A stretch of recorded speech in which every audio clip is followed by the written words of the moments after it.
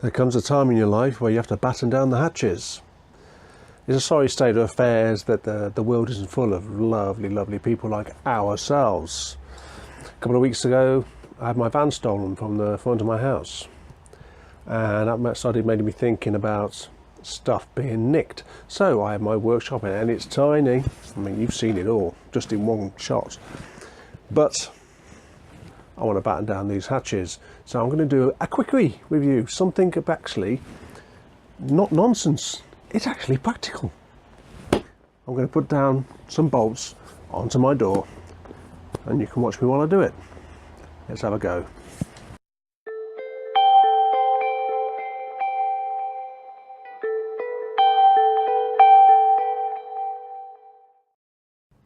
So what I've got myself is these combination locks, and before you say it, no, it's not a promotion, I bought it myself with my big boy money through Amazon.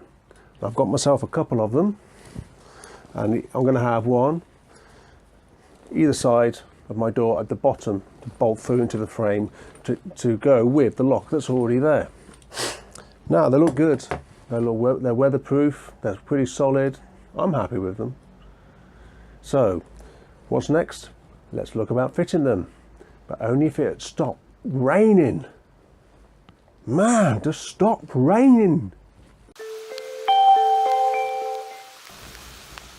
So when it comes to fitting the bolts to the door, I have these round-headed bolts, and obviously the round head will be on the outside, so they can't be tampered with. That's the idea. Basically, if you're going to get in, you're going to smash the place up, and I think we might hear you. So the bolts I have to fit these holes, they are exactly the same size. These holes in these bolts need to be a tad bigger, just not to make my life a bloody misery. So what I'm going to do, I'm going to take these over to the drill press and just extend these holes a tad, just as I said, only a tad.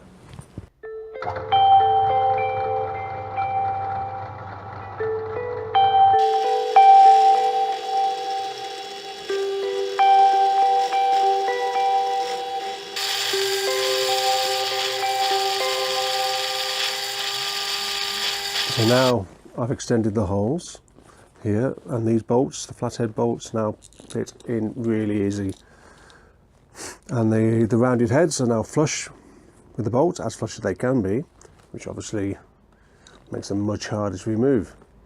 Now that's done, I have a difference of levels between the garage door and the door frame, so I need a bit of packing to go behind this bolt to bring it out.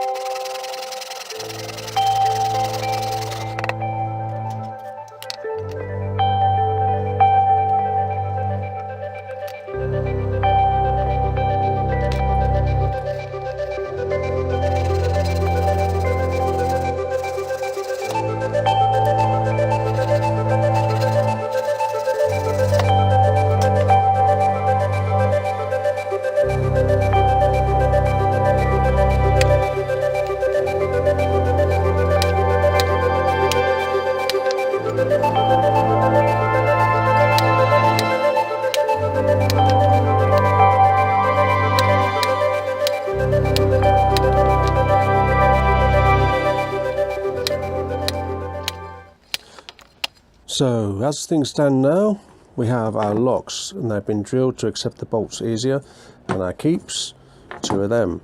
We also have our packing to allow the bolt to access the keep better, because of the difference in levels between the garage door and the frame. We have our bolts, we have our drill bits, and I do believe it stopped raining. So let's go and have a go.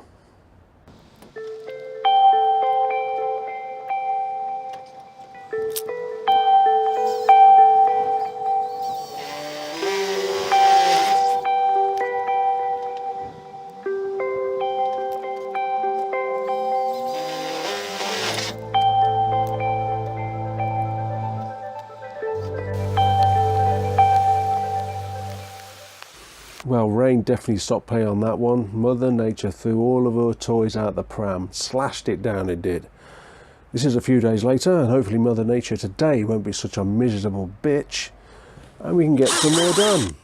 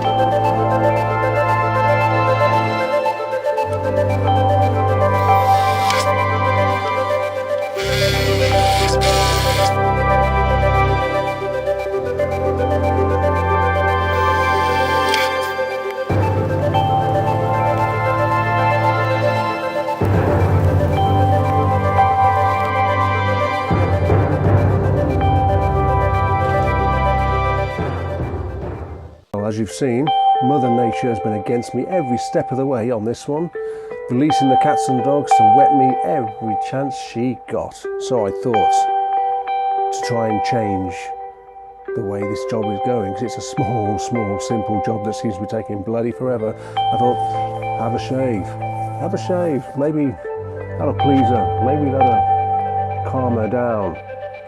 Let's get this thing done, huh? And now all this rain and cloud has gone, what the first discovery I find is that I've made a right royal boo-boo on where this closure will be fitted.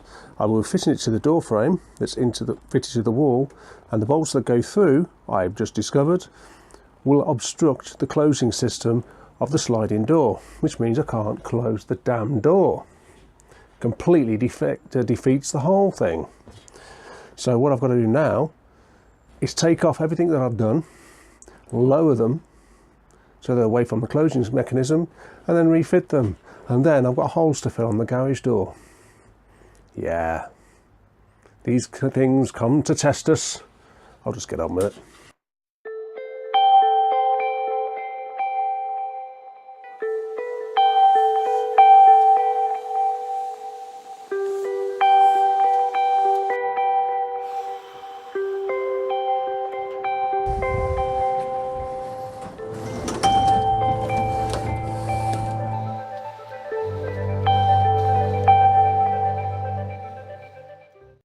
So, this is the lock where they are now, bolt into there, everything's solid. That's where I originally had them. So I've got these holes to patch up, which I can do with silicone infill, front and back.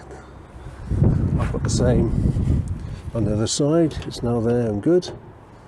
Same here, got to fill in, which I'll patch up on the back, then infill from the front with silicone, and then hopefully this damn job will be done. And there we are. I filled them in with silicone. I put painter's tape on the back just to hold the silicone in, and then silicone from the front. Let that dry, and then I'll smooth it off. Same with this side. There we are. We have to cover up our mistakes, huh? And we learn by them. Well, I'm glad to see the end of that one.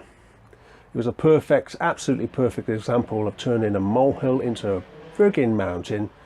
And then all the cats and dogs kept coming down, stopping me what I was doing, just trying to get that simple thing done. And then of course I made that mistake with the bolt placements at the beginning, not looking behind the door, seeing how I'm going to affect the closing mechanism. Anyway, it's up and it's done and it works. Fantastic. Let's get on with the next. And guess what? It's back to the nonsense again, I'm afraid.